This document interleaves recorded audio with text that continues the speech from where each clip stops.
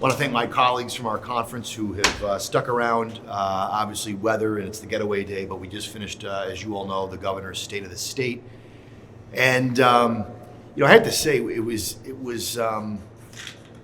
I do like that it's back in the Assembly chamber, but it just seemed to lack a little something this year, the speech in general. I don't know, maybe it was just a style issue, but it just seemed a little bit flat as far as delivery. Her colleagues in the Democratic Senate and Assembly didn't seem to applaud points where I thought they might have applauded or responded all in some ways. But aside from style and maybe delivery, I was stunned that there was just really no real mention of the illegal immigrant crisis in New York City. I mean, Mayor Adams is here. It's almost the only issue he talks about. No doubt he's going to be looking for billions of dollars of funding from the state, and just nothing, not even a passing really remark, other than just we'll address it later. And I thought that might be the number one issue facing the state of New York, and certainly the city of New York right now. And it had a footnote in the State of the State. Her comments about anti-Semitism, I thought were on point, but there was nothing beyond the comments that I could really extrapolate. There wasn't a lot. I think the state needs to do a lot more. Funding for hate crimes, giving law enforcement the tools. This conference has supported those ideas. I don't know if my colleagues in the Senate would support those ideas, but we would. But what about the festering of this anti-Semitism on our college campuses running across New York State, obviously the country? Nothing about that. So I just thought it was important to mention it, no doubt. And I think the governor on this topic, her comments, I've agreed with all of her comments really on anti-Semitism, and I'm glad but I'm just not seeing a lot of teeth behind the words. And I think that's what this conference is both looking for, but we're not going to wait around. This conference is going to introduce bills and a package dealing with this in a tangible way. And I hope the governor either supports that or introduces something of her own around that. She talked about crime. Needless to say, there was, you could have heard a pin drop when she did from the Democratic conference. Obviously she talked about crime going down. I think the interesting thing, if you look at the numbers, significant drops, that tells you how high it actually was at one point. And I would argue that a lot of New Yorkers, particularly in the city, particularly in Rochester and other major urban areas in New York, would tell you they still don't feel safe. Whether it's riding the subways or what have you. She talked about retail theft.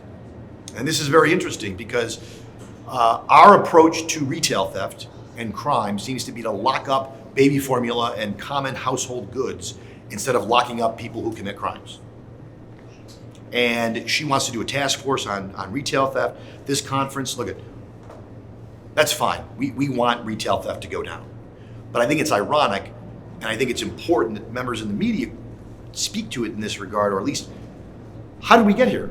We're creating a task force to address something that we have helped make worse by laws that have been passed in this chamber, in this building.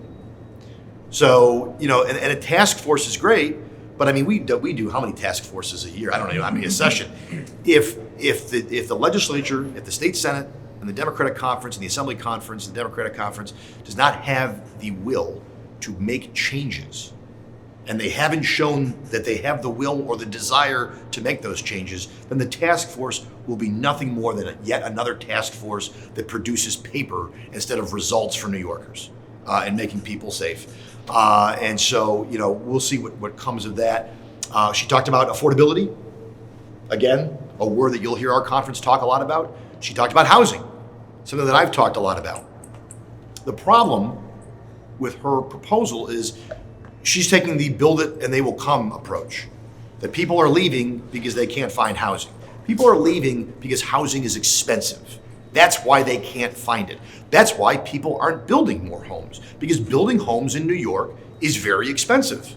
Building sky rises in Midtown Manhattan is very expensive. Now, some of those things are what they are, but it's also very expensive because of policies that we have passed, again, in this building and that we continue to put forward. So unless we address the root causes, unless we make housing less expensive, unless we incentivize construction of new home, incentivize the builders, the private sector, that's how you're going to get more housing, and then that will result in more affordable, i.e. not Section 8 affordable housing, but housing that people can afford. And this is the outmigration and the housing. There is a linkage there. The governor did link them. And the linkage is this.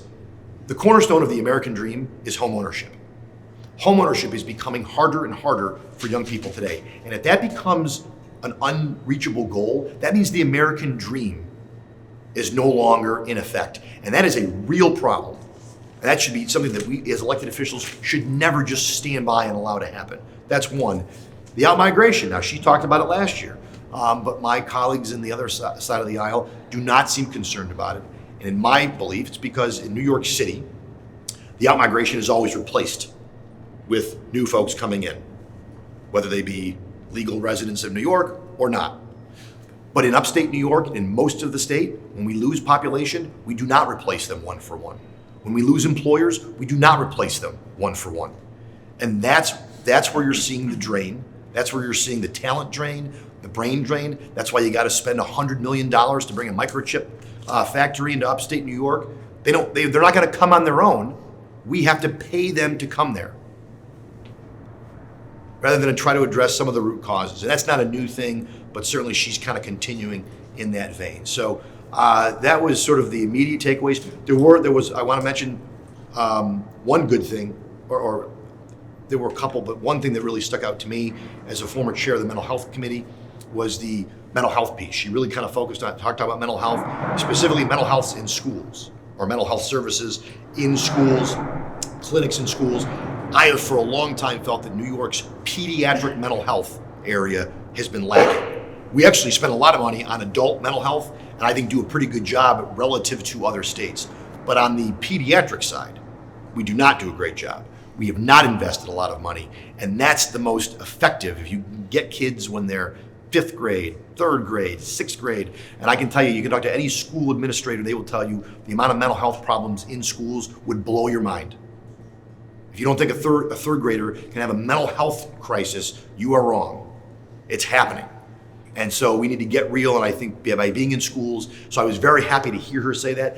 Our conference has long supported mental health funding, mental health advancements, and certainly mental health resources being put in schools. And so I hope that materializes as part of the budget, and I'm looking for that in the budget address next week.